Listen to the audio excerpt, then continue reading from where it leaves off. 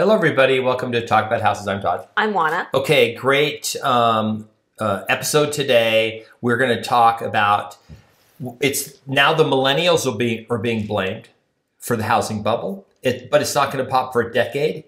And we're going to talk about why it has to do with the boomers now. So they're literally blaming the boomers and the millennials for the housing crash that they're saying is 10 years away. Mm-hmm. But before we talk about that, episode 997. 997, can you believe it? We have done 900, including this one, 997 episodes, and we are marching toward episode 1000. Now, what's special about episode 1000 is that you get to ask us questions between now and then, which means whatever questions you want to ask us, please put them down in the comments. We are keeping a list, checking it twice, and we will answer your questions on episode 1000. Episode 1000 will air on Saturday, which means that you have to get your questions in by Friday. So please go ahead and ask your questions. You can ask anything. You can ask anything real estate related. You can ask Todd about his Marine Corps service. You can ask anything you want. And we will try to answer as many questions as possible. I was also in another branch of the service. Yes. I was in a completely different branch. Yes. So lots of different questions. So we welcome all your questions. We're interested in what interests you. So ask us questions and we'd love to answer them. And just so if you have specific questions, I was a pilot in the Marine Corps. So that may trigger other questions you want to ask. Okay, there you go. Okay. And so in order for you to find out if we selected your question to answer on episode 1000, you will need to subscribe and hit the notification bell so you'll be notified when episode 1000 rolls around and you get to find out if we answered your question. We are going to make an effort to link questions to people. We will not be answering those questions in the comments below. We will answer them on the episode. So you may notice that we are not answering questions this week, and that's the reason, because we're trying to save them for episode 1000. We welcome your questions, and here we go. Okay, here's the headline from the article. Millennials are fueling a generational housing bubble, mm-hmm. and it's set to pop in the next decade as demand drops, researchers say. Don't know who the researchers were, but I'll just go through some of the bullet points here. So there's two really important bullet points. The first one, that's due to demand from millennials who are at the peak age range for household formation. Okay. We know that more households have been formed in the last decade than homes were built. Right. By like 4+ million. Mm-hmm. Like it's a lot. It's a big number. Right. Even though some people delayed household formations, either because of finances or because the parents have purchased multi-generational homes, so they have their own apartment or casita or whatever with mom and dad, or because of COVID, whatever the reason. So we know that a lot of them delayed household formation. We also know that people are delaying getting married and that sort of thing. So of course that's delaying household formations. But even with that, we've had millions of new households formed. Okay. So the theory is that there's this huge housing boom, meaning construction boom of new homes for the millennials, right? And that is causing us to overbuild homes. But here's the interesting thing. It's the second bullet point. It says, but baby boomers will be a drag on demand and post-millennial generations will be smaller. So here's the theory, Oana. Mm-hmm. In a decade, they're saying, there's a lot of flaws in this. We're going to talk about it. In a decade, so we're overbuilding houses for the millennials. Mm-hmm. But then in a decade, the boomers are all going to die, and all those houses are going to just sit empty. There's going to be no one to take them because the people replacing the boomers, there won't be as many people, right? So let's just talk about that. Ooh. Okay. First of all, let's talk about the age of the boomers. Okay. They're not dying anytime soon. Let's start with that. They're actually the silent, I think they were called the silent generation. Yeah, the silent generation are the parents of the boomers. They're the people that they're pretty old. They are. They're in their 90s. Yeah, 80s, 90s. Mm-hmm. Remember how the baby boom started in 1946. It ended in 1964. About the summer of 64, statistically, is when they. There's actually the book the guy wrote actually put a date. He put like July 23rd of 1964 or something like that. Okay, so here's the problem: your baby boomers are between the age of 58 and I think 76 right now. Yes. Okay. I think it'd be pretty upsetting to tell all these people they're all going to die in the next decade, especially a bunch of 58-year-olds who probably still working. Right. So the idea that the oldest baby boomers will draw their last breath in the next decade, that's reasonable. But the rest of them won't. And remember, the baby boomers span basically 20 years. So that's a pretty long span. And they're not all going to die in mass. If COVID didn't do it, I don't see something else that's going to do it. So it's going to take them a while to phase this out. And remember, it's not just dying that causes baby boomers homes to become available. They might downsize. They might, choose to do other things with their money and sell the home and move into some sort of other living arrangement. They may choose to rent out the home for income and have some other living arrangement. So it is a lot more complicated. The other thing is that when they do pass away, that doesn't mean that the home will be sold, right? It could be that the heirs will keep the property either for them to live in or for them to rent out. So we do know lots of baby boomers that have nice homes, that their children also have nice homes because their children might be, our age, and their grandchildren are full adults and that sort of thing. So maybe some of the grandchildren might choose to take over the property because it's in a nice neighborhood and it's a nice home, whatever.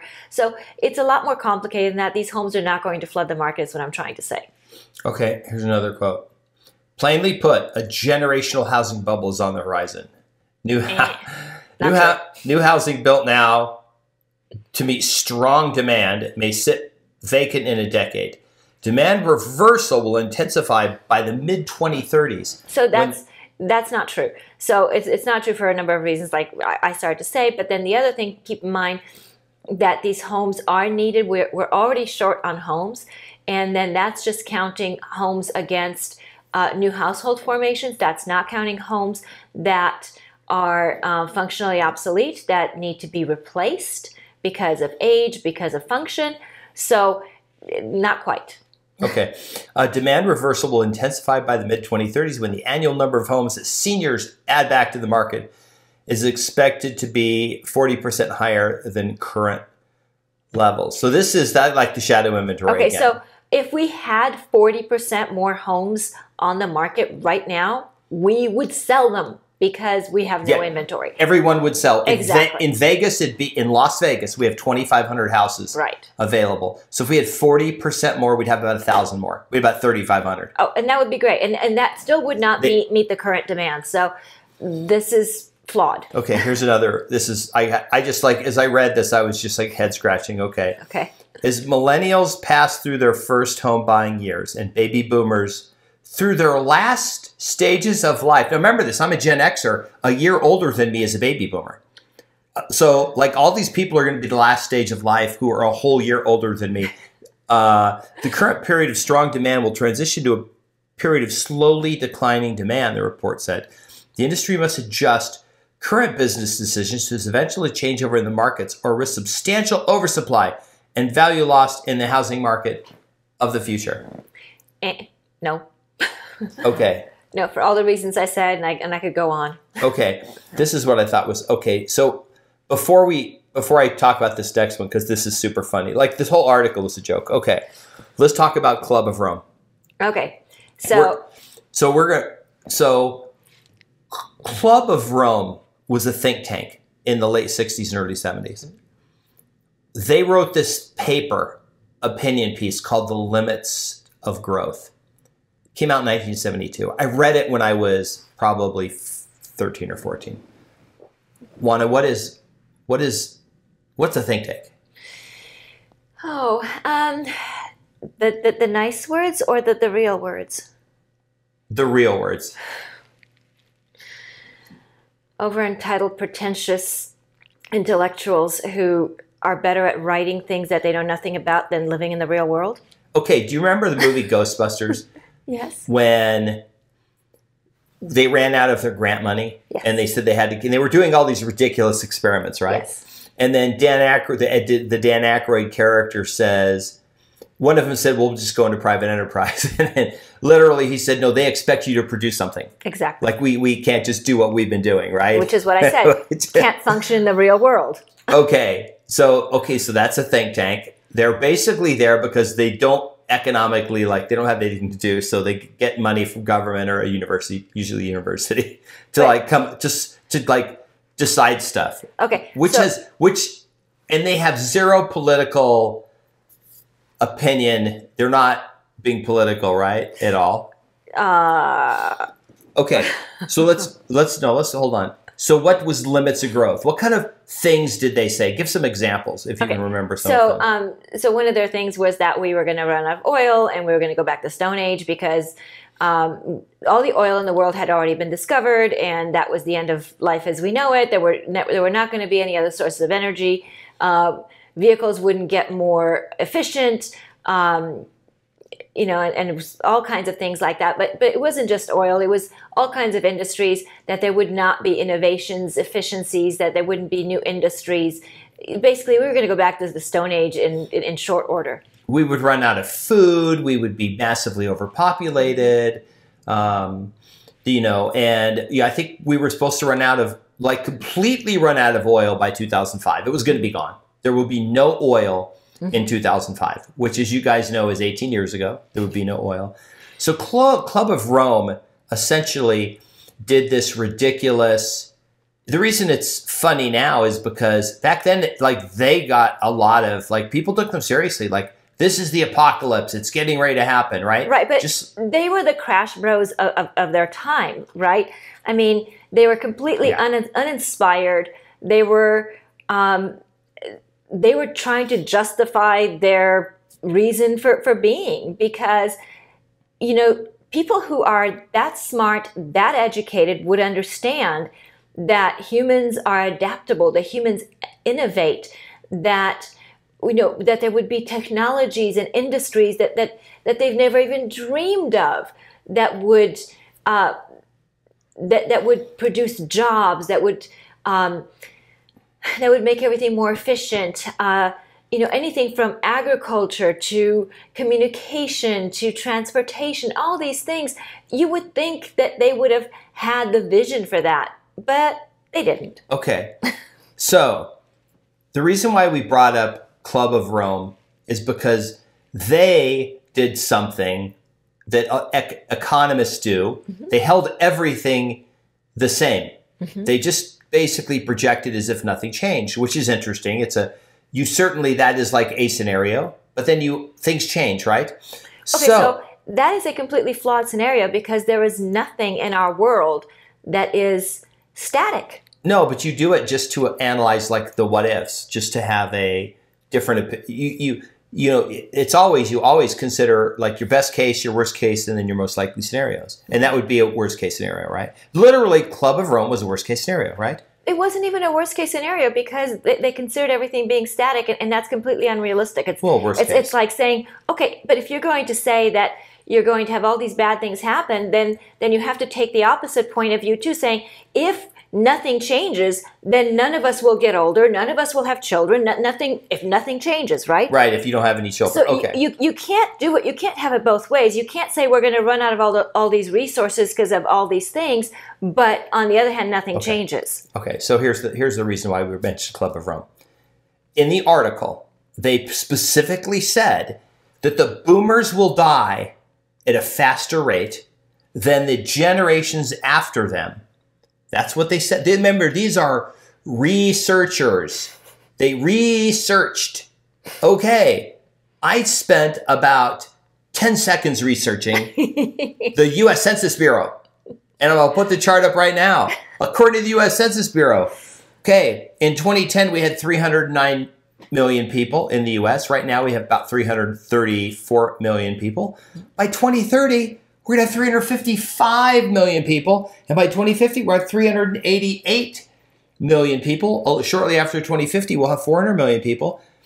It looks to me, when I look at this chart, that in just 7 years, we're going we're going to have 22 million more people in the US, 21 or 22 million more than we have now. And then it's still going up. So we're basically by the middle of the next century, middle of the next decade, 10 years from now, we're going to have over 360 million. We have 334 now. Oana, in what mathematical researcher can take that the boomers will die at a faster rate, that the millennials won't produce enough children to replace them, but then how the hell do where the hell do all these people come from? Cheetos. Like, seriously, how could you be a researcher and not just go, I wonder what the U.S. Census Bureau's estimate, because they literally, one of the things they're tasked with doing is trying to figure out how many people we're going to have so we can plan for the future. Mm-hmm. Exactly. So, yeah, the whole thing is silly. The whole thing is, when I read the article, I was like, and this was in like Business Insider, which I usually use their articles because they're so ridiculous. They're super clickbaity. They probably make money, but there's actually no, like if I ever saw a Substack and somebody was putting Business Insider articles, I would unsubscribe immediately. If you know what Substack is, it's like a blogging thing where you can put like notes or your opinions and stuff and people can read it. It's just like it's kind of like a glorified WordPress, except for it has some other tools to notify people, and you can monetize it. You can make it private and you can get paid. Like you can have a secret Substack where you pay $10 a month and get to read some person's opinion, right? Okay. But the bottom line is, it's a bit, okay, so this was the funny part of the article. So they've already talked about like Oana said, the crash bros, right, of the 70s. Mm-hmm. They already talked about how the market was going to be so terrible, completely disregarding the fact we have more than 20 more million people 10 years from now. Because first of all, they're wrong. Birth rates are less than they were 10, 20, 30 years ago, but there's still more than the people dying. We have a positive birth rate in the U.S. It's not expected to go negative till the 2060s, mm-hmm. At the current trend, the birth rate, right? But we also have immigration. We have a ton of immigration. Mm-hmm. We have people coming from all over the world. We let people in every year. So we would have to, first of all, stop letting people in. And then second of all, which we're not going to do, and the second of all, we would have to literally say you can't have any more kids. It's so ridiculous to think that they would come up with that conclusion. Well, like I said, they were the crash bros of their time, and they were trying to justify their existence. And what I wanted to say before is that you have a point as far as how they're funded, that they're funded through grants and universities and that sort of thing. But at the end of the day, when you follow the money, they are funded by whom? By you, by me, by you, because they are funded by the taxpayer. Okay, and I don't know who funded these researchers that came up with this ridiculous info, but when I read this, mm-hmm. this was the next thing in the article. I literally, after reading this is when I decided, okay, we're gonna do a video on this. Here it is. In the short term, industry experts have floated the possibility of a housing rebound over the coming year. Home prices climbed month per month in February for the first time in 7 months, according to the S&P CoreLogic Case-Shiller data. And Goldman Sachs predicted prices could stop crashing as soon as mid-2023. Okay, this Price-Shiller data and all the home data indexes, mm-hmm. in March, home prices were up 3% year over year from 2022, the highest ever. There were 5 or 6 markets where home prices were down. But across the U.S., home prices are up year over year. And in almost every market in the U.S., home prices are up month over month, January to February, February to March, March to April, 3 months in a row. Mm-hmm. Okay. They literally are calling a 3% increase stopping the crash. Like home prices are going to stop crashing as soon as mid-2023. It's May of literally, what's the middle of 2023? If you start in January and you go to December, it's like May or June. June, yeah, 6 months. 6 months, June 1st. It's less than 30 days from now. Well, technically it's July 1st because it's 6 months. Yes. They actually said prices could stop crashing. Yes. And especially if you watch our market update, you realize that home prices have literally blown up again. Anyway, okay. So Oana, what are your whole thoughts about this? Because obviously it seems to me mm-hmm. that people don't. There's not a lot of people that people take very a superficial amount of information. And then they draw conclusions on that. Why is that dangerous? Well, it's lazy to begin with, which is really unpalatable to me. But it's dangerous because if you're just taking superficial information, then it's very difficult to make good decisions. You make good decisions by having ample information from multiple sources that are corroborated, and you weigh the information. You decide what pertains to you and what doesn't, and then you can make choices. But this information is just for the sake of putting something out there, and that does everyone a disservice. We all have a limited time on this planet, and to be fed junk like this, I'm sorry, that's rude. Yeah, 22 million more people in the next decade. We're building under 1 million homes a year. We need to build over 1 million homes a year. The latest projection was we needed to build 2 million homes a year for the next 6 years just to get back to even. It's not going to happen. Home builders will probably go to building 1 million homes a year. They'll basically, the shortage that we're at, they'll stay there because it's more profitable for them to not actually build back to the number of homes. Why wouldn't they want to build back to the number of homes? Why would they want to stay a little short and keep, in home building? Why intentionally do that? Yeah, because scarcity keeps prices up, and they're going to have a better profit margin. The other thing is that home builders have reconsidered the types of homes that they're building. So they're building larger homes, better appointed homes that sell for more money because it's more profitable. So that all plays into it. If airlines knew for sure capacity would increase 10% in the next year, they would plan for 7 or 8% capacity growth. Why is that? Again, same thing, because they would be able to charge more money for each seat than if they were at even, right? Because now you have scarcity, you have more demand than you have supply, so you're able to maximize profits. And they also, if the estimate's wrong, they don't want to get caught with excess supply. That's excess cost, and it impacts their. They would have to then, discount the tickets and make less money. Going back to home builders, if you look out there, there are a lot more luxury home builders than there ever were before. And they're building spec homes, which they've never done before. What does that communicate to you? Well, that communicates to me that, there is demand for these homes, that there's money out there, that these products have a market. And when we see fewer homes at the lower price points, that communicates to me that there's less profit at those price points, because remember, land is expensive. So whether you're putting a less expensive home or a more expensive home on the same size lot, you're going to obviously be more profitable if you put a more expensive home on that lot, because land makes up such an outsized portion of the expense. And then, even the interior finishes of a home, right? I mean, your doors, your plumbing, your cabinets, your countertops, all that. The cost is not exponential for a bigger house. It is more, but it's not exponential. But the amount that you get to charge for the bigger house is a lot more when you're talking about dollar per square foot. Yeah. So anyway, what did you think? Was it interesting? I hope it was. Thank you very much for spending your time with us. We appreciate it, and we appreciate you being there. And we appreciate your questions. Please leave us questions in the comments. Like I said, we're jotting them down. And put in your question, put "This is for the 1,000th video." Yeah. Like, I want you to answer it, because people are going, "Hey, can you do an update for the Miami market?" And I'm like, "Okay, we're not going to do that on the video." We're like, and no, we can't do that because we don't really. I mean, I could just pull numbers and say, "Hey, this will show you a chart," but I don't. Right. We don't really understand what's going on in Miami. So we do try to stick with the things that we know so that our information is valuable to you and it's relevant to you. So please ask us questions in the chat or in the comments, and we will answer them on the 1,000th video. That means that you have to subscribe and hit the notification bell so we can give you a shout out on that video with your question.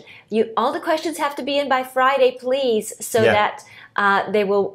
So we'll have it for the video for you guys on Saturday. This is super important. We're very excited. We're very grateful to have you guys. We may do a watch party.